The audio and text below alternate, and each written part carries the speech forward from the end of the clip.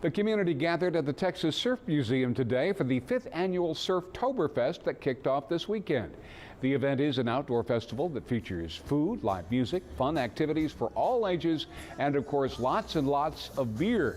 Activities included stein holding and costume contests, arts and crafts for the kids, and much more.